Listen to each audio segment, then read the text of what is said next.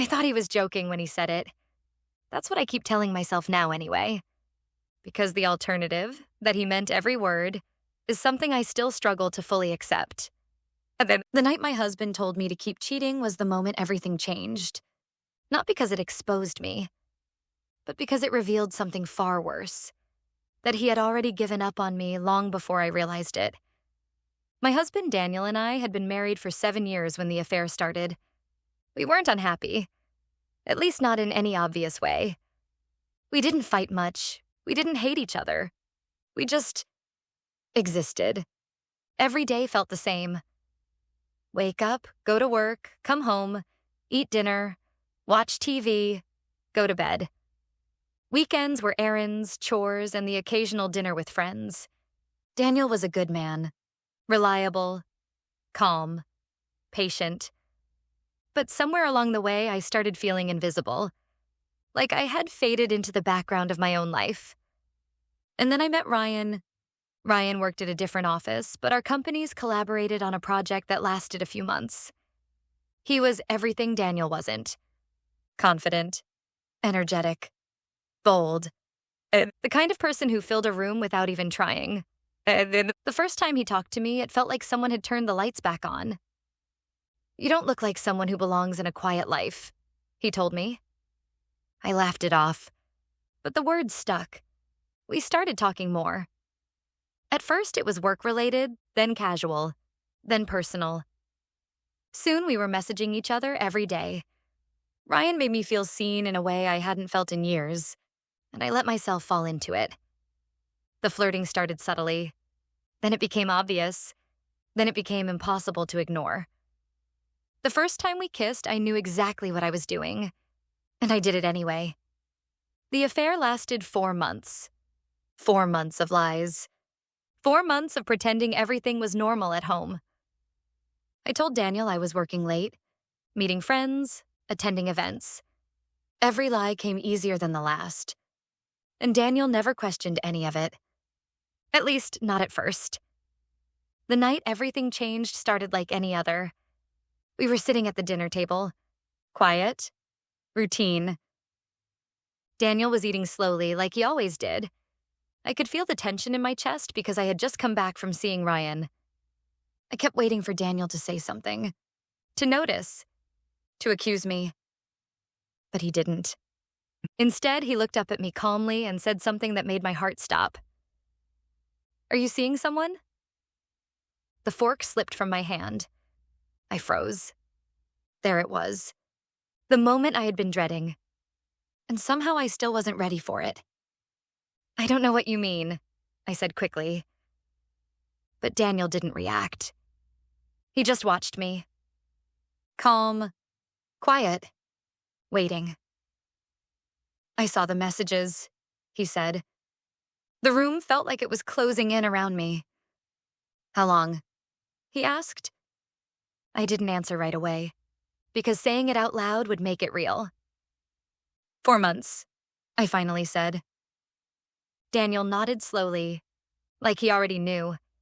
There was no yelling, no anger, just silence. "I'm sorry," I said, my voice shaking. And I meant it. At least I think I did. Daniel leaned back in his chair. Then he said something I never expected. "Okay." I blinked. "Okay?" He nodded. "Okay." I stared at him, confused. "You're not mad?" He shrugged slightly. "I guess I saw it coming." That hurt more than anger would have. "What does that mean?" "It means," he said calmly, "that somewhere along the way we stopped being enough for each other." I didn't know what to say to that, because part of me knew he was right. Then he said the words that completely broke me. "If you want to keep seeing him, you can." I felt like I misheard him. "What?" "You can keep cheating." My heart started pounding. "Why would you say that?" Daniel looked at me with a calm expression that felt almost detached. "Because if that's what you need to figure things out, then I'm not going to stop you." "That doesn't make any sense." It does to me. I shook my head. You're just going to let me cheat on you? He sighed quietly. I'm not letting you do anything. You already made that choice. The guilt hit me hard. Daniel, I said I'm sorry. I'll end it. But he shook his head. No. What do you mean, no?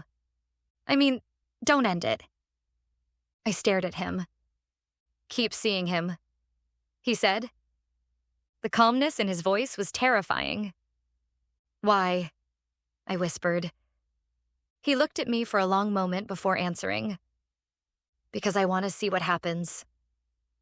At the time, I didn't understand what he meant. I thought maybe he was trying to be understanding, trying to save the marriage in some strange way. So I did the worst thing I could have done. I believed him. And I kept seeing Ryan. For the next 2 months, my life became even more surreal. I was openly lying to my husband. And he knew. But he never brought it up again. He never checked my phone. Never asked where I was going. Never questioned anything. If anything, he seemed calmer than ever. That's what started to scare me. Because it didn't feel like forgiveness. It felt like distance. Like he was slowly detaching from me. One night, everything finally made sense. I came home earlier than expected. The house was quiet. Daniel was in the living room, sitting on the couch. Across from him was Ryan. My heart dropped. What is this? I asked. Daniel looked at me calmly. I invited him. Ryan looked just as uncomfortable as I felt. Daniel said he wanted to talk. He explained. I couldn't believe what I was seeing. Daniel stood up. I think it's time we all stop pretending. My chest tightened. What are you doing? I whispered. Daniel looked at Ryan. I told her to keep seeing you. Ryan frowned. You what? Daniel nodded. I wanted to see if it was real. Silence filled the room. And? Ryan asked. Daniel looked at him. It's not. Those 2 words hit harder than anything else. Ryan didn't say anything. He just stood there, unsure. Daniel turned back to me. You didn't choose him because you love him, he said. You chose him because he made you feel something you thought you lost. I couldn't respond, because deep down, I knew he was right. Then Daniel said the final thing that shattered everything. I've already filed for divorce. My world stopped. What? I told you to keep cheating, he said quietly, because I needed to see if there was anything left worth saving. His eyes met mine. There isn't. Ryan left without saying a word, and Daniel walked past me like I wasn't even there. That was the moment I realized something I wish I had understood sooner. And then he didn't tell me to keep cheating because he didn't care. He told me to keep cheating because he already knew he was done.